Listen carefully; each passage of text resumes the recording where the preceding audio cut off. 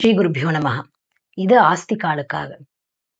ஒரு விஞ்ஞானி ஏதாவது ஒரு புது பொருளை கண்டுபிடிச்சா, படைச்சா, இல்லாட்டி ஒரு புது நிகழ்வை முதல் முறையா எல்லாருக்கும் சொன்னா, என்ன ஒரு அச்சீவ்மெண்ட்! அந்த பொருளை கண்டுபிடிச்சதால இன்னைக்கு எவ்வளோ நல்லா நாம வாழ்ந்துட்டு இருக்கோம்னு சொல்லி அவள வாய் நிறைய புகழ்றோம், பாராட்டுறோம். ஆனா இப்படி இணையற்ற பொருட்களையும் இணையற்ற நிகழ்வுகளையும் கொண்ட இந்த ஜகத்தை படைச்ச ஜெகத் சிருஷ்டிகர்த்தாவான பகவான நாம எவ்வளவு நினைக்கிறோம்? நினைக்கிறதே இல்ல. ஸ்மரணை செய்வதே இல்ல. நான் முதல்லே சொல்லிட்டேன் இது ஆஸ்திகாலுக்காகன்னு. ஏன் சொல்றேன் பாருங்க. எனக்கு கண்ணுல ஏதாவது ஒரு ப்ராப்ளம் வந்தது. நான் ஒரு டாக்டர் கிட்ட போறேன். அவ சிகிச்சையில நல்லா பார்வை நல்லா கிடைச்செடுத்து கண்ணு சரியா இருக்கு. அந்த டாக்டரை நான் ஒரு கடவுள் மாதிரி பார்க்கிறேன். ஒரு நாளைக்கு 4 தடவையாவது அந்த டாக்டர் பாருங்க எவ்வளோ நல்லவா, எவ்வளோ ஈஸியா எனக்கு மறுபடியும் பார்வையை கொடுத்துட்டா அப்படின்னு அவளை புகழ்ந்து பாடுறேன் நான். ஆனா இந்த கண்களை கொடுத்த பகவான நான் நினைக்கிறதே இல்லை. ஏன்னா எனக்கு என்ன தோன்றது தெரியுமா? இந்த கண்கள் நேச்சுரலா இருக்கு, இதுக்கு எதுக்கு ஒரு பகவான் அப்படின்னு நமக்கு தோன்றது. அதனால்தான் சொன்னேன் இந்த வீடியோ ஆஸ்திகாலுக்காகன்னு. நாம அப்படி நாத்திகவாதிகள் இல்லையே, எல்லாமே நேச்சுரலா நடக்கிறது. கண்கள் நேச்சுரலா இருக்கு, நம்ம மூச்சு காத்து நேச்சுரலா நாம விடுறோம்னு சொல்ற நாத்திகவாதிகள் நாம இல்லை. நாம ஆஸ்திகா. ஆஸ்திகாலா இருந்தப்போ நமக்கு கண்களை கொடுத்து, இப்போ பேசுறதுக்கு வாயை கொடுத்து, நாக்க கொடுத்து, கைகளை கால்களை கொடுத்து, கண்ணுல ஏதாவது ஒரு ப்ராப்ளம் வந்தா நம்ம டாக்டர் கிட்ட போகணும், அவாதான் சிகிச்சை செய்வான்னு சொல்லக்கூடிய அறிவை கொடுத்த அந்த பகவான நாம எவ்வளோ புகழணும், அவனுடைய திறமையை எவ்வளோ ஸ்மரணை செய்யணும். ஆனா அது செய்யறதே இல்லை நாம அந்த ஸ்மரணைய. ஏன்னா ஒரு மனதளவுல நாமளும் கொஞ்சம் கொஞ்சம் நாஸ்திகாலா மாறிட்டே வரும். இதெல்லாம் நேச்சுரல், அதெல்லாம் நேச்சுரல், காத்து அடிக்கிறது நேச்சுரல், அக்னி நேச்சுரல், எல்லாமே இயல்பா நடக்கிறதுங்கிறத கேட்டு கேட்டு கேட்டு நாமளும் மனதளவுல அத அப்படியே நம்பிட்டு இருக்கோம். ஆனா நாம ஆஸ்திகா. நாம நினைக்கிறோம், நாம எப்போ நினைப்போம் தெரியுமா? பெருமாளை. நமக்கு ஏதாவது கஷ்டம் வந்ததுன்னு வைங்கோ, முதல்ல பெருமாளை தான் நினைப்போம். இப்படி செஞ்சுட்டியே, எனக்கு மட்டும் ஏன் இந்த கஷ்டம் கொடுத்தேன்னு அப்போ பெருமாளை கேள்வி கேட்போம் நாம. சாஸ்திரம் சொல்றது, ஜென்மாந்திர கிருதம் பாபம் வியாதி ரூபேன பாததே. நாம அனுபவிக்கிற எல்லா வியாதிக்கும் மூல காரணம் என்ன தெரியுமோ? நாம பூர்வ ஜென்மத்துல செஞ்ச பாப்ப கர்மாதான். அப்போ இந்த வியாதிக்கு முதல் சிகிச்சை எங்க இருக்கு? வைத்தியோ நாராயணோ ஹரி. அந்த பெருமாளை சரணடையணும். சரணாகதி தான் முதல் சிகிச்சை. அதோட சேர்ந்து பெருமாள் கொடுத்த அறிவை உபயோகம் செய்து டாக்டர் கிட்ட போகணும், அவ என்ன ஒரு மருந்தை கொடுக்கறாளோ நம்பிக்கையோட அதை ஸ்வீகாரமும் செய்யணும். டாக்டர் கொடுக்கிற ஒரு மெடிசன் மேல நமக்கு நம்பிக்கை இருக்கு. ஆனா அந்த மெடிசினால நமக்கு என்ன சரியாகுமோ, குணமாகுமோ தேகத்துல, அதுக்கு பெருமாள் காரணம் என்கின்றத நாம மறந்துடுறோம். அதை செய்யக்கூடாது.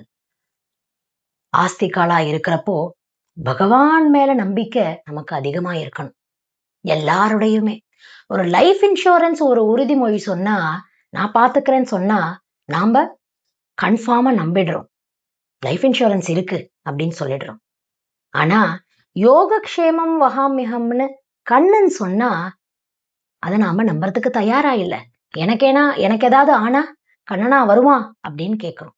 எனக்கு என்ன ஆனாலும் கண்ணன் நேரா இந்த கலியுகத்துல வராட்டியும் எனக்காக யாராவது அனுப்புவாங்கிற நம்பிக்கை நமக்கு இருக்கணும், விசுவாசம் இருக்கணும்.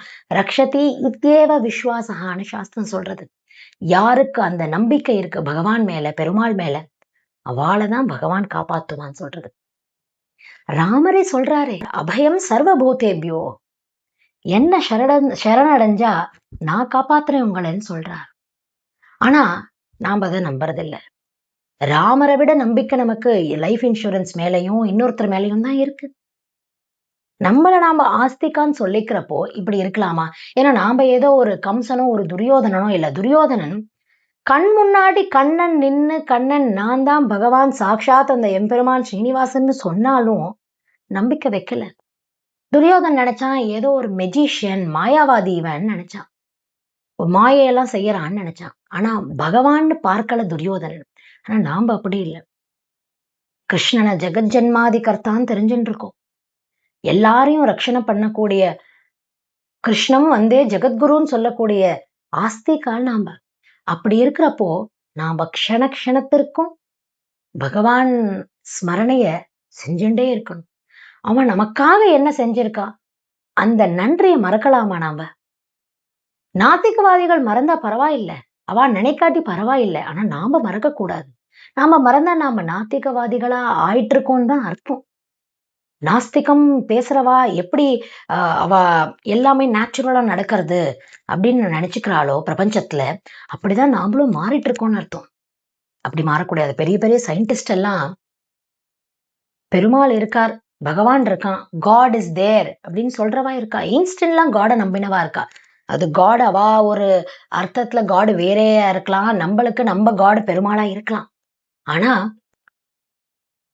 ஒரு சக்தி இருக்கு என்கின்றத நம்பினவா பெரிய பெரிய சயின்டிஸ்ட் நிறைய பேர் இருக்கா.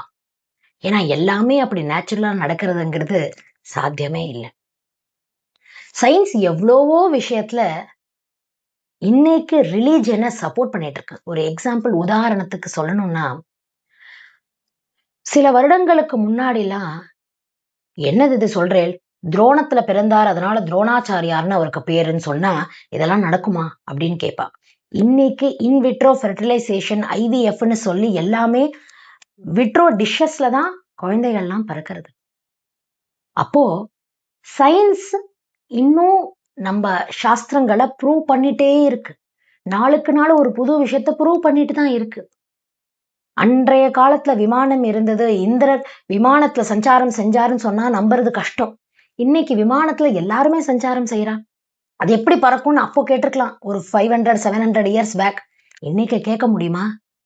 சயின்ஸ் நம்ம சாஸ்திரத்தை எவ்வளவோ விஷயங்கள், நம்ம சனாதன தர்மம் சொல்லக்கூடிய எவ்வளவோ விஷயத்த சயின்ஸ் ப்ரூவ் பண்ணிட்டு இருக்கு நாளுக்கு நாள்.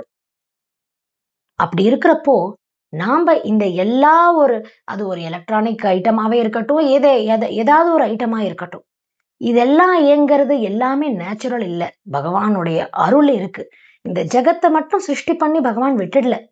நம்மளை சிருஷ்டி செஞ்சதுக்கு அப்புறம் நாம வாழணும்னா என்னென்ன நமக்கு தேவைப்படும், ஒரு ஜலமா இருக்கட்டும், காற்றா இருக்கட்டும், அக்னியா இருக்கட்டும், இது எல்லாத்தையும் கொடுத்து நாம சௌக்கியமா இருக்கோமான்னு பார்த்துக்கிறான் பகவான்.